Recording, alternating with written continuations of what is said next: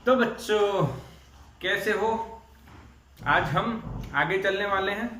कल का टेस्ट हुआ सबका लाइव, लिंक भेजी, क्लिक किया, आपने आंसर दिया। कई बच्चों ने बहुत ही जल्दी आंसर दिया, बहुत ही अच्छा टेस्ट रहा। कई के बच्चों के 19 मार्क्स हैं, 20 मार्क्स का छोटा सा टेस्ट लिया था एमसीक्यू का। 20 में से 19 एमसीक्यू करेक्ट थे। बढ़िया एक्सपीरियंस था ये। खुद मैंने यहाँ पे एडिट किया था, बनाया था, और अच्छे से और भी टेस्ट अब आपके बनने वाले हैं। ठीक है, तो इस तरह से ऑनलाइन आपको एक्सपीरियंस मिलेगा। और जेई नीट का भी फिर ऐसा ही टेस्ट रखेंगे जिसमें आपको पूरा का पूरा ऑनलाइन ही देना है। ठीक है, चलो तो अब आगे बढ़ते हैं। आज क्या करने वाले हैं? तो अब तक हमने चैप्टर 7 का जो बेसिक्स था वो फिनिश कर दिया। किया कि नहीं? एवरेज वैल्यू फाइंड करना सीख लिया, फिर आरएमएस निकालना सीख लिया, और तीसरा फेजर डायग्राम बनाना भी सीखा कल। ठीक है, अब चैप्टर 7 जब हम स्टार्ट करेंगे तो उसका एक लॉजिक मैं आपको पहले से ही दे देता हूं।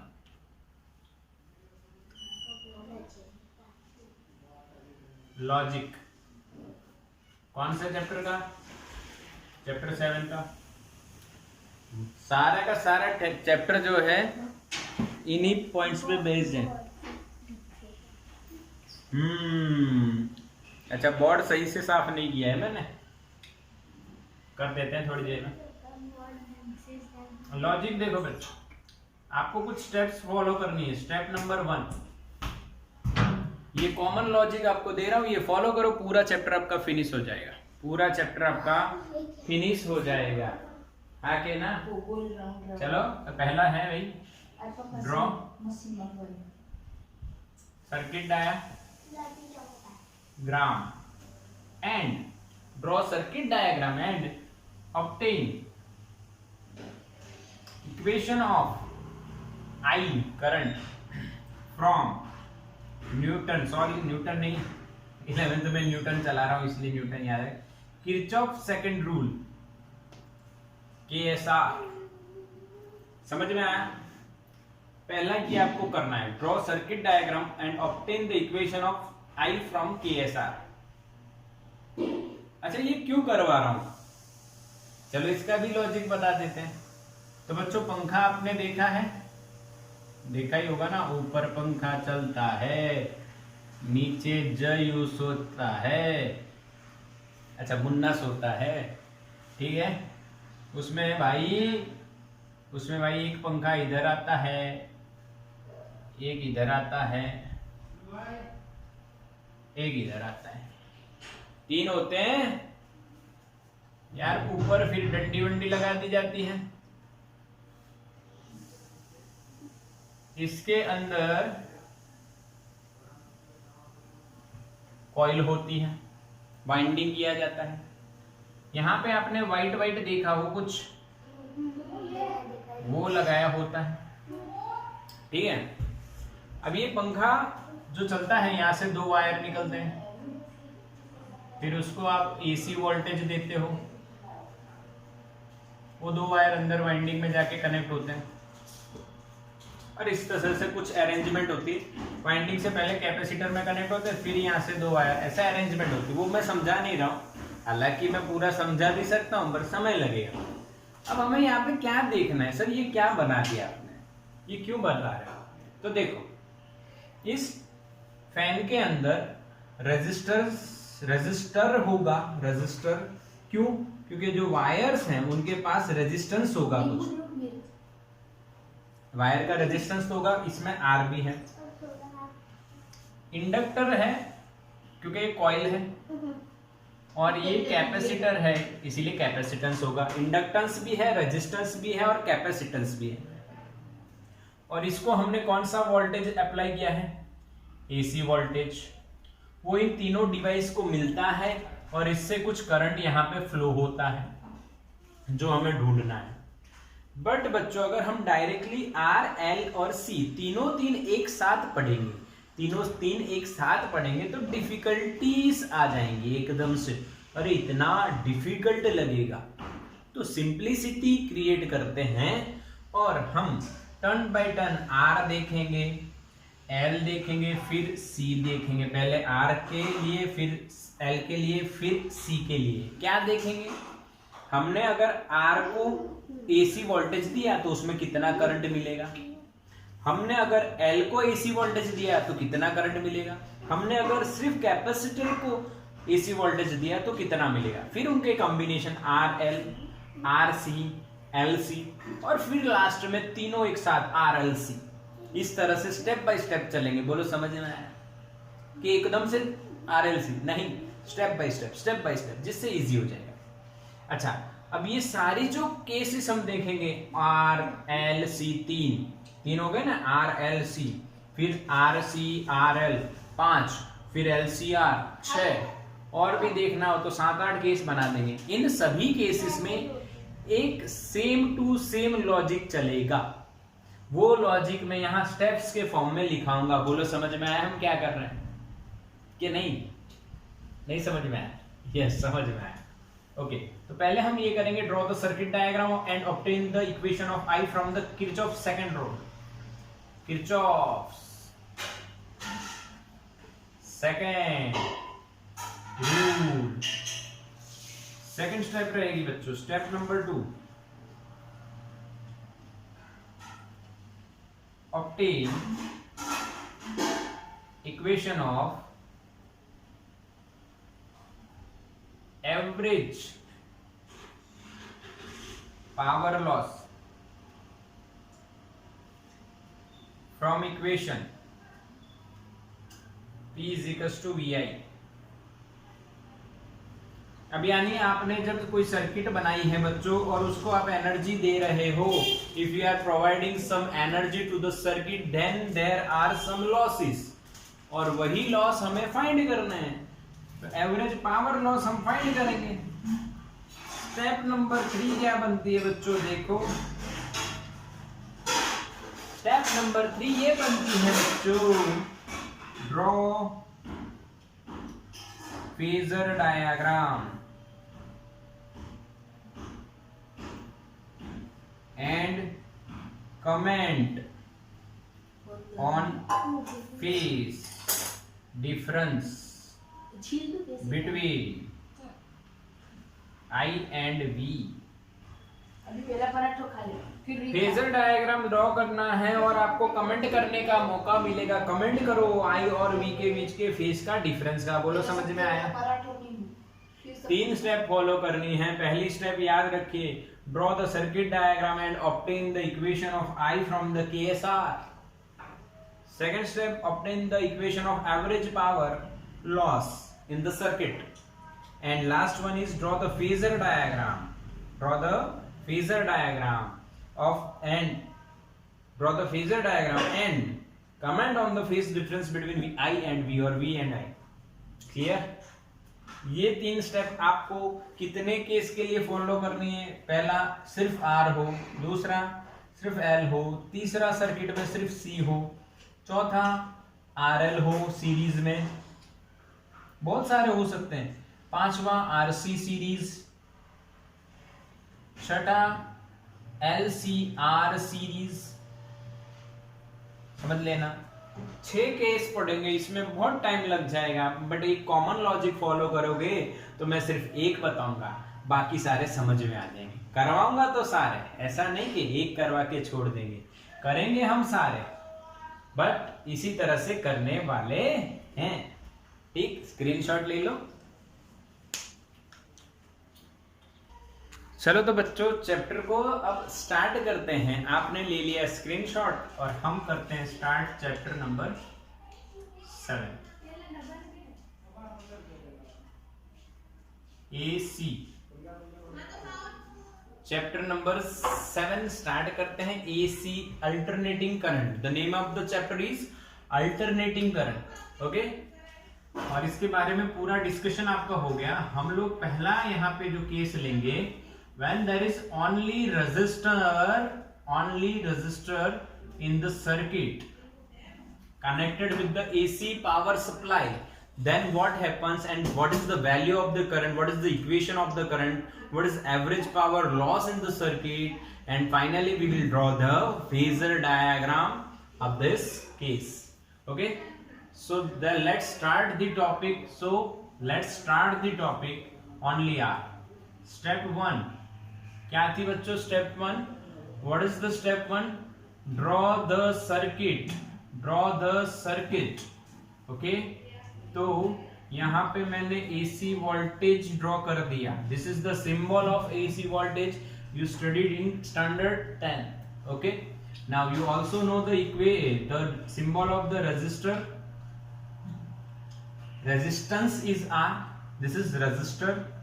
This is voltage V and its equation is Vm sin omega t. After connecting AC supply with the resistor R, then there is a current flowing through the circuit is I. So बच्चों question ये होता है कि अगर हमने ये R connect किया तो इस V में से कितना करंट इस R को मिलेगा, कितना करंट यहां से पास होगा. ओके, तो इसका इक्वेशन बनाना है. तो इसका इक्वेशन बनाने के लिए हम लोग according to Kirchhoff second rule apply the loop rule. Apply the loop rule. First of all, you have to select the loop. Suppose loop is going clockwise. Okay, you can also select anti-clockwise. Okay, loop is going clockwise. Now, according to Kirchhoff's second rule, बच्चों याद करवा देता हूँ. Kirchhoff's second rule.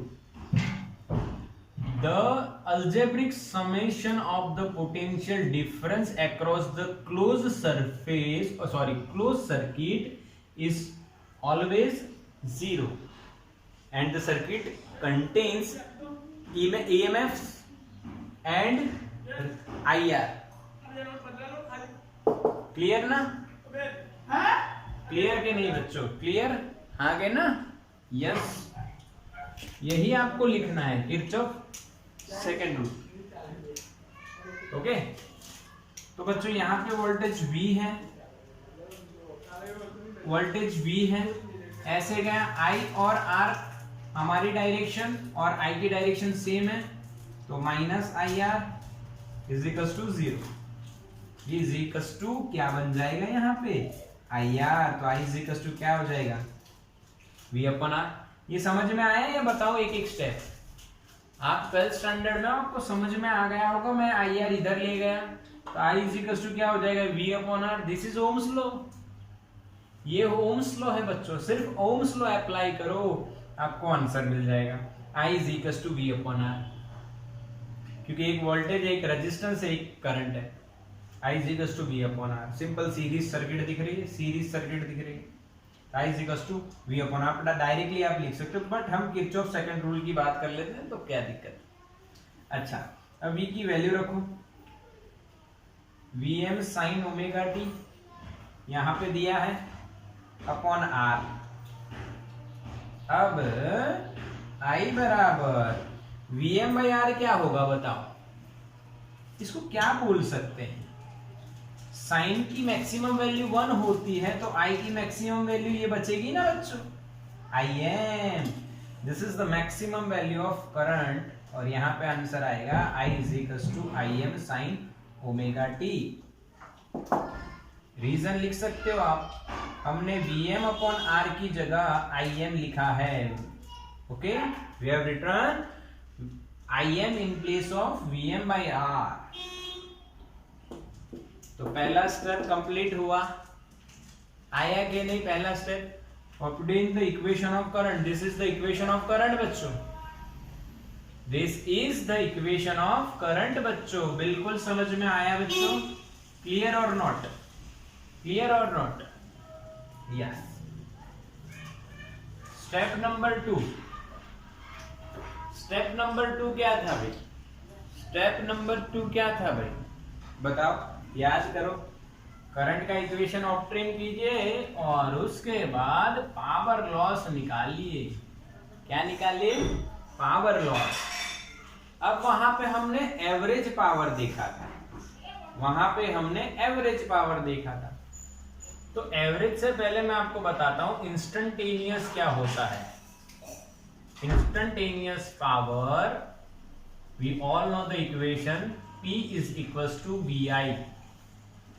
Okay, now P is equals to VI. What is V? V is Vm sin omega t. I is, what is the equation of I? I is Im sin omega t. Im sin omega t.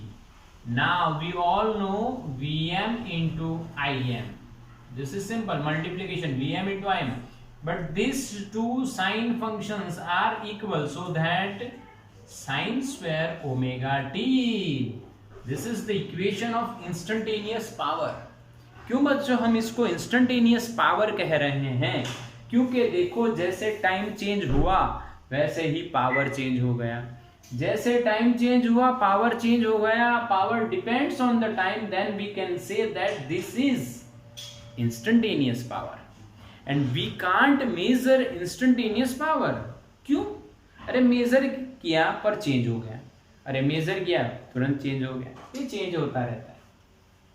इसीलिए हम average power loss निकालते हैं, average power loss, और उसको हम capital P भी लिख सकते हैं. इंस्टेंटेनियस का एवरेज, समझ में आया? इंस्टेंटेनियस का एवरेज. अच्छा, तो यहां पे एवरेज लिखेंगे Vm Im sine square omega T का. भाई तो बच्चों आपका पावर क्या बनेगा? तो Vm Im क्या है? Maximum values of voltage and current. क्या वो चेंज होगी? नहीं होगी, कांस्टेंट रहेगी. कांस्टेंट रहेगी तो भाई कांस्टेंट का एवरेज तो वही होता है. याद है बताया था मैंने आपको 3 वैल्यू देनी है, 5 5 5, तीनों सेम है, कांस्टेंट है. तो कांस्टेंट का जो आंसर आएगा भाई वो कांस्टेंट का आंसर आएगा एवरेज में, वही का वही, यानी Vm इंटू Im. अब यहां पे बचता कौन है? Sine square omega T. Average power loss over, यहां पे कुछ लिख देता हूं, एक पीरियड, याद करो, ओवर 1 पीरियड. हाँ 1 पीरियड की बात कर रहे हैं, तो बताओ साइन स्क्वायर ओमेगा टी का 1 पीरियड पे एवरेज कितना होगा बच्चों? क्या हम ये पढ़ चुके थे या हमें ये याद है? यस, आप बिल्कुल सही. तो आंसर आएगा आपका Vm Im बाई 2. समझ में आया? बट बच्चों जो पावर लॉस होता है, जो पावर लॉस होता है वो रेजिस्टेंस में होता है. तो इस इक्वेशन में रेजिस्टेंस है ही नहीं. आपने जूल्स लॉ पढ़ा है, हीट एनर्जी पढ़ी है, तो वहां पे पावर लॉस आप लिखते थे I स्क्वायर R, जिसमें I और R होता है. यहां पे तो V है, तो V को हटाओ. Power is proportional to the I square, not on the I, so that we have to find out average power loss. Because instantaneous में तो यहाँ पे I आता है, पावर I पे डिपेंड नहीं करता है, I का स्क्वायर. तो अब I का स्क्वायर लाने के लिए आपको क्या लिखना पड़ेगा भाई? I square R. अब उसके लिए यहाँ पे एक तरीका आप लगाइए. यहाँ पे आप क्या कीजिए, Vm की जगह Im इंटू R लिख दीजिए. Vm की जगह क्या लिख दीजिए बच्चों? Im into R. सही दिख रहा है कि नहीं? हाँ अब दिख रहा है, बढ़िया. वो बच्चों एटमोस्फियर चेंज होता है, इंटेंसिटी चेंज हो जाती है. ठीक है, अभी समझ लो. Vm is equals to Im into R. यहाँ पे रखोगे तो पावर देखो कितना बढ़िया इक्वेशन लेके आएगा.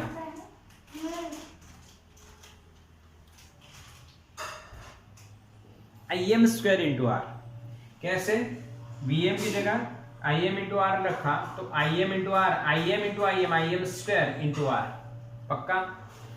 तो ये हुआ power loss in the circuit. Power loss in the circuit. समझ में आ गया? यहां पे करंट का इक्वेशन लिखा, ये पावर लेके आए. तरीका समझो, स्क्रीनशॉट ले लो बच्चों इसका. तो बच्चों 2 स्टेप हमारी कंप्लीट हो गई. अब लास्ट स्टेप देखने वाले हैं, बट एक बार फिर से रिवीजन लेते हैं। स्टेप 1 पूरा नहीं करेंगे बट आपको रिवाइज करवा देता हूं। देखो पहले सर्किट हमने ड्रॉ की, यहाँ पे आई, यहाँ पे आर, ये V is to V M sine omega t. तो करंट का इक्वेशन क्या मिला आपको? I M sine omega t. ये वोल्टेज और ये करंट, इक्वेशन नंबर 1। स्टेप 2 में एवरेज पावर लॉस निकाला आपने, जो आपको capital P half I M square into R मिला। ठीक है, ये दो बातें हमने स्टेप नंबर 1 एंड 2 में कर ली। अब स्टेप नंबर 3 क्या है बच्चों? बताओ, याद करो। स्टेप नंबर 3 क्या था? मैसेज करो। स्टेप नंबर 3 क्या है? क्या करना है? ड्रॉ। क्या ड्रॉ करना है? सोचो। Phasor diagram. Phasor diagram draw करते हैं। आइए, उसके लिए आपको V और I पता होना चाहिए, तो दोनों पता है। तो कैसे ड्रॉ करता हूं? देखो, ये ओरिजिन मैंने थोड़ा इधर ड्रॉ किया है, बीच में भी कर सकता था बट नहीं, क्योंकि मुझे दो ग्राफ ड्रॉ करने हैं, एक फेजर और दूसरा भी ग्राफ है जो इधर हम ड्रॉ करेंगे। ओमेगा टी, V और I वर्सेस ओमेगा टी का ग्राफ इधर ड्रॉ करेंगे। ये वैसा ही ड्राइंग है बच्चों जो आप यूनिट सर्कल में SHM में जब घूमते यहाँ पे 0 डिग्री, यहाँ पे 90, यहाँ पे पाई, यहाँ पे 3π/2 और यहाँ पे 2π, ऐसे घूमते थे ना। और इधर हम लोग सीधा लिखते थे उसको 0, π/2, पाई, 3π/2 और 2π, ये ओमेगा टी ऐसे लिखते थे हम लोग। ये हम लोग लिखते थे x = a cos या साइन, कुछ भी हो सकता था, याद है, साइन ओमेगा टी वगैरह। और इसमें जैसे वैल्यू चेंज होती तो वो यहाँ पे हम प्रेडिक्ट करते थे, बनाते थे। दोनों सेम। पक्का याद आया कि नहीं? और अगर याद नहीं आया है तो मैं अभी ड्राइंग बनाऊंगा तो समझ में आ जाएगा। इसको भूल जाते हैं, इसको भूल जाते हैं, पर ऐसा ही है, जिसको याद आया बढ़िया, नहीं आया तो कोई दिक्कत नहीं, तो कोई दिक्कत नहीं बच्चों। ठीक, आओ समझते हैं, आओ समझते हैं। सबसे पहले V का फेजर ड्रॉ करूंगा, तो आपको हॉरिजॉन्टल एक्सिस से कुछ एंगल ओमेगा टी पे जाना है और Vm जितनी लेंथ लेनी है, और ये आप जो ड्रॉ करोगे दिस इज फेजर V। ये लेंथ कितनी है? Vm जितनी। पक्का? V = Vm sin omega T, समझ लेना है। क्लियर हो गया? अब I ड्रॉ करना है, तो I क्या होगा? Im sin ओमेगा टी भाई। I क्या होगा बच्चों? Im sin omega t. तो थोड़ा सा भी छोटा बताते हैं यहाँ, कोई दिक्कत। ये V का फेजर है। अब ओमेगा टी एंगल पे जाके I का फेजर ड्रॉ करो, तो ये ओमेगा टी एंगल और ये Im है, तो ओमेगा टी एंगल यही है, सेम टू सेम, और यहाँ पे ही आपको I ड्रॉ करना है। This is the phasor of I, this is the phasor of V। V और I एक ही डायरेक्शन में क्यों ड्रॉ हो रहे हैं? क्योंकि दोनों के एंगल देखो, फेस दोनों के सेम है। समझ में आया कि नहीं? हाँ के ना बच्चों, मैसेज करो। समझ में आया? दोनों सेम फेस में है, दोनों के इक्वेशन देखो तो एक ही लाइन पे। पर एक क्वेश्चन होगा, सर I छोटा क्यों ड्रॉ किया? तो Im जो मैग्नीट्यूड है, मैक्सिमम वैल्यू है Im यहाँ पे Im होगा, जो Im है वो Vm से छोटा होगा, क्योंकि Im बराबर क्या लिखते थे हम लोग? Vm/R, तो Vm से छोटा ही हुआ ना। Vm/R करोगे तो Im जो है वो Vm से छोटा होगा, इसीलिए हमें यहाँ पे ऐसे हमने ड्रॉ किया। ठीक है, अब वो हम यहाँ पे भी ड्राइंग बना देते हैं। आओ देखो, पहले मैं V का ड्राइंग बना रहा हूँ। पहले किसका बना रहा हूँ? ओके, तो v का इक्वेशन देखो, Vm sin ओमेगा टी। तो पहले एंगल लिख दो सारे, ये घूम रहा है तो अलग अलग एंगल पे आएगा, तो हम लोग 4 एंगल बताते हैं, π/2, पाई, 3π/2 एंड 2π। याद है ना, हम लोग 4 एंगल बनाते हैं, 5 ऐसे, तो 0, π/2, पाई, 3π/2 और 2π। उसका कैसे ग्राफ बनेगा, एकदम सेम टू सेम बनेगा। अब पहले v का इक्वेशन देखो, तो v का इक्वेशन बच्चों है Vm sin ओमेगा टी, यानी जो ओमेगा टी है वो साइन फंक्शन के हिसाब से चेंज हो रहा है। यहाँ पे मैं Vm ड्रॉ कर रहा हूं, यानी Vm नोट कर रहा हूं ऊपर, तो यहाँ पे क्या होगा बच्चों, -Vm, और उसके नीचे यहाँ पे कहीं पे थोड़ा सा और नीचे कर सकते हो, आपकी इच्छा, अच्छा दिखेगा। यहाँ पे मैं Im ड्रॉ करूंगा जब Im बनाऊंगा, और यहाँ पे -Im, और अभी Im नहीं, I वाला नहीं बना रहे, सिर्फ V वाला बना रहे, इसलिए V रख। तो V में साइन है भाई, तो साइन 0 0, साइन 90 मैक्सिमम, V का ग्राफ है यानी मैक्सिमम Vm मिलेगा। Sine pi again 0, sine 3π/2 minus maximum, negative maximum, और साइन 2π 0। तो सिंपल है, V का ग्राफ इस तरह से आप बनाओगे। आया समझ में?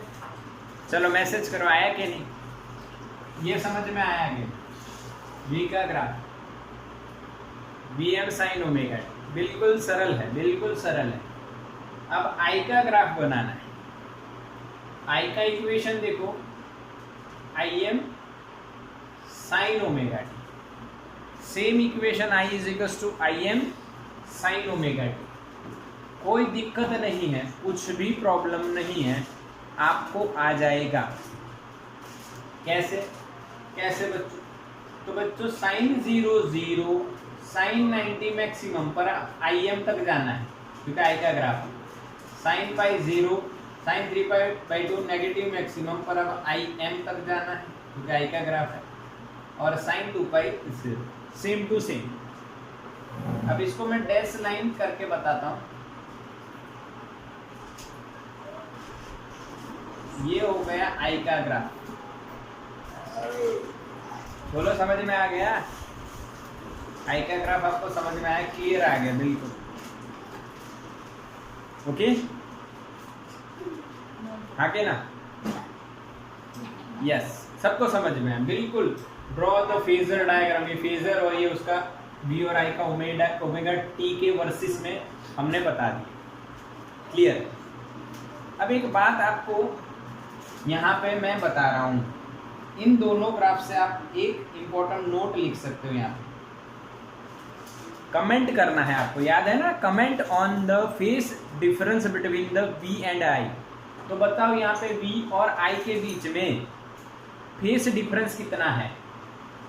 क्या दोनों का फेस सेम है? यस और नो? तो V and I are in same phase, so that the phase difference between them is 0. What is the phase difference between V and I?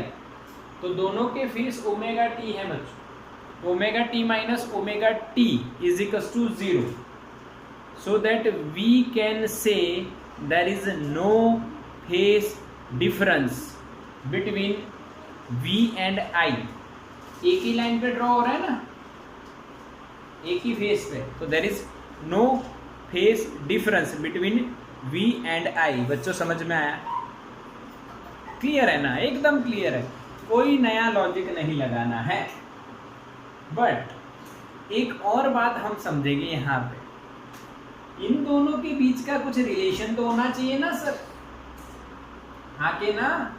बता देते हैं, आओ बता देते हैं बच्चों। मान लो यहाँ पे कोई एंगल है, कोई भी हो सकता है, मैं उसको लिखता हूँ ओमेगा T1, कोई भी टाइम T पे, यहाँ पे एंगल कितना होगा? Omega T1। कैसे पता चलता है भाई? Omega is equal to angle upon time, तो ओमेगा इंटू टाइम करोगे तो आपका एंगल मिलेगा यार, ये तो पता ही है, ओमेगा इंटू टाइम यानी एंगल। तो यहाँ पे कोई एंगल पे मैं यहाँ पे ऊपर लाइन ड्रॉ कर रहा हूँ, तो v की वैल्यू मुझे यहाँ पे मिलेगी और i की वैल्यू मुझे यहाँ पे मिलेगी। अब ये कितनी वैल्यूज तो पता नहीं है, इस पे पता नहीं चलती, तो ये कहाँ पे प्रिडिक्ट करेंगे, फेजर डायग्राम पे, इसीलिए साइड बाय साइड ड्रॉ किया। अब इसको यहाँ पे प्रिडिक्शन करना है, इस तरह से मैं इधर खींच के लेते हैं भाई, इसको उठाते हैं इधर से और इधर आते, तो ये im है पूरा, ये im है बच्चों, और ये इसका वर्टिकल कंपोनेंट हुआ, ये एडजेसेंट होगा, और एडजेसेंट हमें नहीं लिखना है, हमें ये im है, ये ओमेगा टी है, तो ये क्या होगा पता है आपको, im साइन ओमेगा टी। बच्चों पता चला कि नहीं, ये im है, ये 90 हुआ, पर यहाँ पे टाइम कितना है t1, तो im sine omega t1, clear ना। एट ओमेगा t1 एंगल और we can say at time t1 what is the value of current, im sine omega t1, और उसी टाइम पे वोल्टेज की कुछ वैल्यू मिलेगी यहाँ,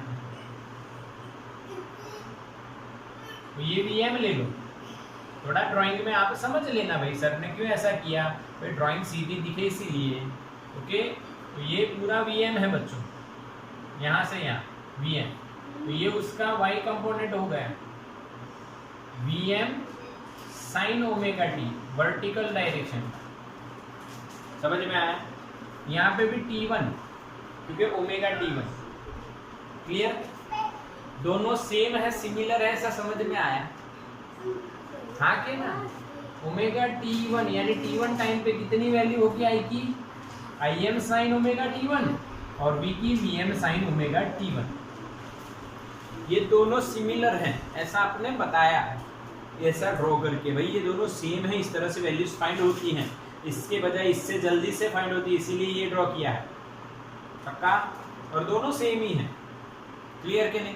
अच्छा, when there is only r in the circuit, AC circuit, then V and I are in same phase, दोनों एक ही लाइन पे हैं, दोनों का सेम शेप है, साइन साइन, और इस एंगल से भी आप देख के बता सकते हो कि दोनों सेम फेस में हैं, क्लियर। बोलो ये बातें क्लियर हुई क्या नहीं हुई, स्क्रीनशॉट ले लो इसका। तो बच्चों क्लियर हुआ सबको, क्लियर हुआ कि नहीं, यानी हमें पहला केस कंप्लीट हो गया।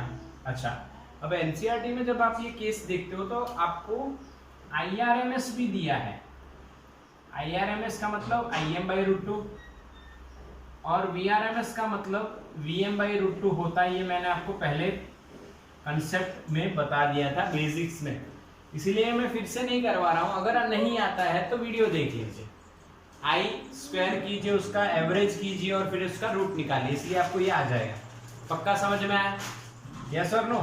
और मैंने आपको और भी बात बताई थी, यहाँ पे 0.707 im और यहाँ पे 0.707 Vm, सही है, सही है ना, याद आया, याद आया क्या नहीं बच्चों, VRMS यानी Vm/√2, IRMS यानी Im/√2, बिल्कुल क्लियर करना है आपको, बिल्कुल क्लियर करना है, सही से याद आ रहा है, यस। अब हम एग्जाम्पल देखते हैं, तो बच्चों एक एग्जाम्पल एनसीईआरटी हमें देती है 7.1, और मैं पढ़ता हूं, आप सुनिए। A light bulb is rated at 100 watt for a 220 volt supply, यानी पावर आपको दिया है 100 वॉट और वोल्टेज दिया है 220 वोल्ट, ठीक है, और पूछा है find the resistance of the bulb, find the maximum value of the voltage and find the RMS current through the bulb। अच्छा, पहले रेजिस्टेंस, फिर वोल्टेज, यानी क्या क्या फाइंड करना है, रेजिस्टेंस, फिर मैक्सिमम वोल्टेज और IRMS। मैंने आपको बताया था RMS वैल्यू को आप कैपिटल में भी लिख सकते हैं, आप सोचोगे सर फेजर भी, तो देखो फेजर को बोल्ड में लिखा जाता है। ये क्या है, आई का फेजर। ये क्या है, आरएमएस वैल्यू ऑफ आई। ये क्या है, IRMS। और ये क्या है, मैक्सिमम वैल्यू ऑफ करंट। समझ रहे हो सारी बातें। ये क्या है, फेजर, ये RMS, ये भी RMS, और ये मैक्सिमम वैल्यू। इस तरह से वोल्टेज का भी इसी तरह से आपको याद रखना है। ठीक है, तो सॉल्यूशन करते हैं इसका। पावर और वोल्टेज दिया है तो क्या रेजिस्टेंस निकाल सकते हो आप लोग? बोलो हाँ के ना। अरे यार याद करो, याद करो, 10th स्टैंडर्ड में सीखे थे P = V²/R। तो R क्या होगा, V²/P/V का स्क्वायर करो, 220 × 220 divided by divided by P कितना है बच्चों, 100। ये दोनों जीरो खा जाएगा, तो R आपका आएगा बच्चों 22 का square of 22। What is the square of 22? तो आप 22 का स्क्वायर करोगे, आपको आंसर दिया है 484। ये आपको याद होना चाहिए। अगर न याद हो तो ट्रिक बता देते हैं। 22 का स्क्वायर करना है तो पहले यूनिट प्लेस से स्टार्ट कीजिए। 2 का स्क्वायर 4, फिर तीनों का मल्टीप्लिकेशन, 2 × 2 = 4, 4 × 2 = 8, और फिर पहले का स्क्वायर यानी 2 का स्क्वायर, 484।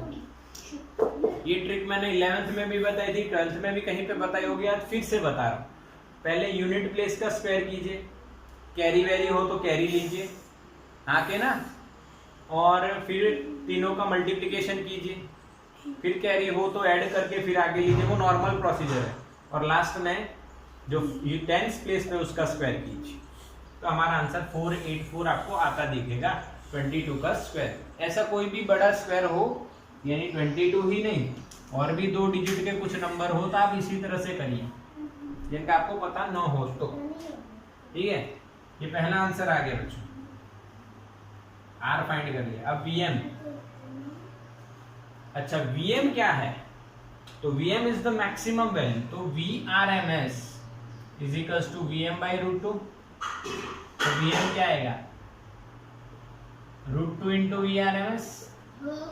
सही है, सही है बच्चों, √2 × VRMS। ये जो वोल्टेज दिया है बच्चों, यहाँ पे ना ही आपको बोला है VRMS है या मैक्सिमम वैल्यू, ऐसा कुछ नहीं बोला, बट नॉर्मली रेटिंग दी है तो VRMS ही होगा। ये नोट कर लेना, नॉर्मली जो वोल्टेज दिया होगा वो VRMS ही होगा।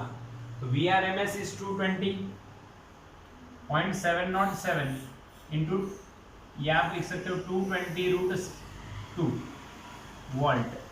This is the VRMS, sorry maximum value, this is the maximum value of voltage, maximum value आया। और तीसरे में आपको IRMS फाइंड करना है, ध्यान से देखना, RMS वैल्यू ऑफ करंट, यानी I = Im/√2 लिख सकते हो, बट ओम्स लॉ लगाओ, आराम से आंसर लाओ। IRMS = VRMS/R, ओम्स लॉ लगेगा। VRMS की वैल्यू 220 और R की वैल्यू 484। तो बच्चों सॉल्व करो, आपको आंसर कितना दिख रहा है, 0.454 ampere. This is the RMS value of current. ये VRMS है, ये VM/√2। तो इस तरह से आपको समझना है, यहाँ पे ओम्स लॉ लग सकता है। अब आपको एक और बात बता दूं, ओम्स लॉ तो हर जगह लगेगा। यहाँ पे IM होता तो यहाँ पे VM, यहाँ पे RMS है तो RMS। पक्का, बोलो क्लियर। ये कोई डाउट इस एग्जाम्पल में?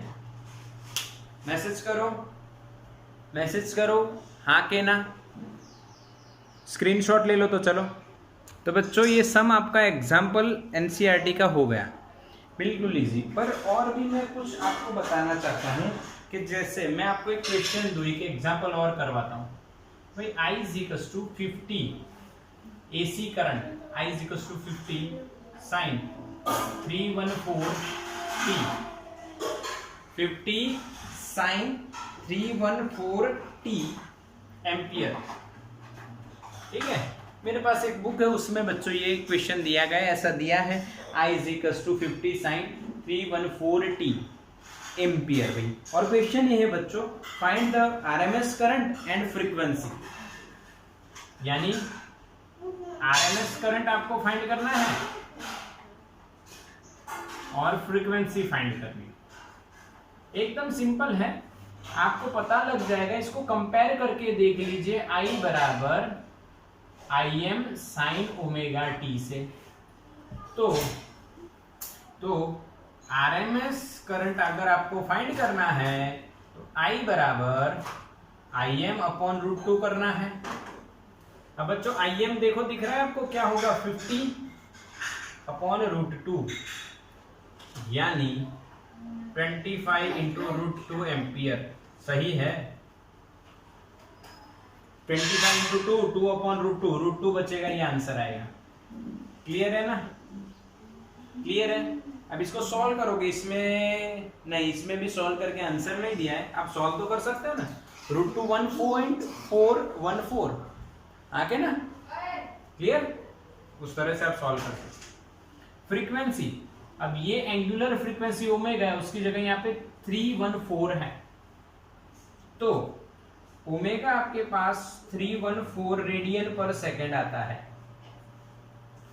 तो ओमेगा की जगह आप 2 पाई न्यू लिख सकते हो, फ्रीक्वेंसी को एफ भी या न्यू भी लिख सकते हो, 314। अब देखो इसको मैं 3.14 इंटू नहीं करो तो भी चलेगा, आप यहां से कट कर दो 100, क्योंकि पाई की वैल्यू 3.14 और 3.14 को 100 से मल्टीप्लाई करोगे तब ये आंसर आएगा, और 100 को 2 से डिवाइड करो तो न्यू आपको मिल जाएगा 50 हर्ट्ज या सेकंड इनवर्स। बोलो समझ में आया बच्चों? दिख रहा है क्लियर? यस, पूरा स्क्रीन में आ रहा है। बोलो क्लियर? ये ऐसा भी क्वेश्चन हो सकता है, घबराना नहीं है। जो दिया है उसको Im sin ओमेगा t से कंपेयर कर दिए तो आपको आंसर दिखता रहेगा भी, सीधा हिसाब है। क्लियर? अच्छा, एक और एग्जांपल मैं आपको होमवर्क के लिए देता हूं, ये आप खुद से करना। अच्छा क्वेश्चन है, देखो यहां पे मैं लिख रहा हूं, find RMS value, find RMS current, और करंट की इक्वेशन दिया है इसके जैसा ही, I = I1 sin omega t plus I2 cos omega t। इसका RMS फाइंड करना है, यही है क्वेश्चन। यस, यही है, इसका RMS करंट आपको फाइंड करना है और कल मुझे बताना है।